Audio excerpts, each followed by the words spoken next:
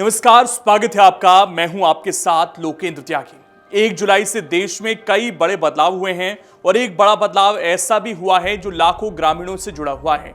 दशकों पुरानी मनरेगा योजना अब इतिहास बन गई है और आज से पूरे देश में आधिकारिक तौर पर वीबीजी रामजी यानी विकसित भारत गारंटी फॉर रोजगार एंड आजीविका मिशन ग्रामीण कानून लागू कर दिया गया है। यह बदलाव देश के करोड़ों ग्रामीण परिवारों के जीवन और उनकी कमाई और उनके अधिकारों से सीधे तौर पर जुड़ा हुआ है। ऐसे में आपके मन में कई सवाल होंगे कि इस नई योजना से आपको क्या फायदा मिलेगा, मजदूरी कितनी बढ़ेगी, साल में कितने दिन काम मिलेगा और क्या आपको अपना पुराना जॉब कार्ड बदलवाना पड़ेगा। इन सभी महत्वपूर्ण सवालों के सटीक जवाब और इस नए कानून की एक एक बारीकी को समझने के लिए इस वीडियो को आखिर तक जरूर देखिएगा। साथ ही इस पर आपकी क्या राय है कमेंट बॉक्स में जरूर बताइएगा।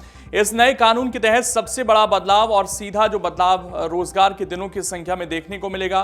पुरानी मनरेगा व्यवस्था के अंतर्गत पात्र ग्रामीण परिवारों को एक वित्तीय वर्ष के भीतर अधिकतम 100 दिनों के रोजगार की कानूनी गारंटी दी जाती थी, लेकिन आज से लागू हुए नए कानून के बाद इस सीमा को बढ़ा दिया गया है। अब वीबीजी रामजी योजना के तहत सभी पात्र परिवारों को साल में 125 दिनों के रोजगार की पक्की कानूनी गारंटी मिलेगी। यानी अब आपको साल में 25 दिन अधिक काम मिलेगा, जो सीधे तौर पर आपके परिवार की सालाना आमदनी बढ़ाने में मददगार साबित होगा।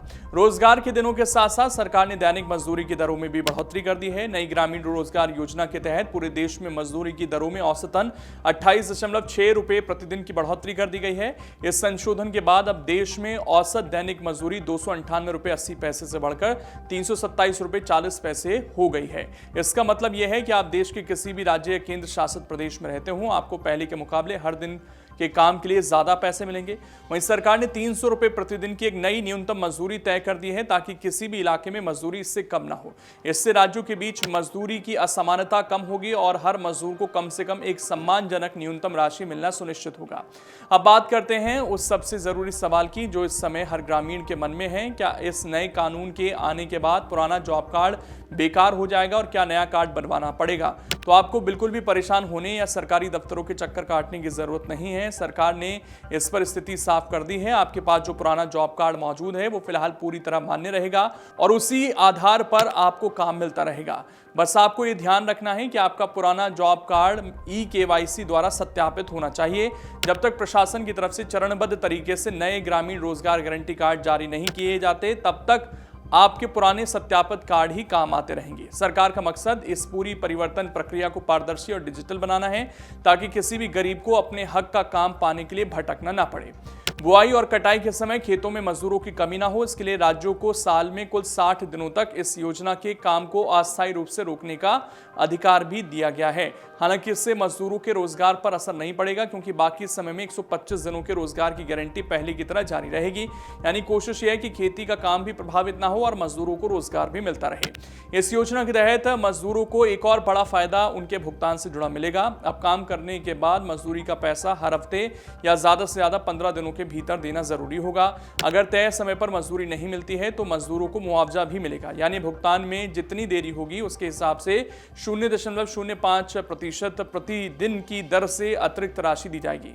अब बात इस योजना पर होने वाले खर्च की करें तो सरकार ने इसके लिए बड़ा बजट तय किया है। वित्त वर्ष 2026-27 में केंद्र सरकार ने इस कार्यक्रम के लिए 95,629.31 करोड़ रुपए का प्रावधान किया है।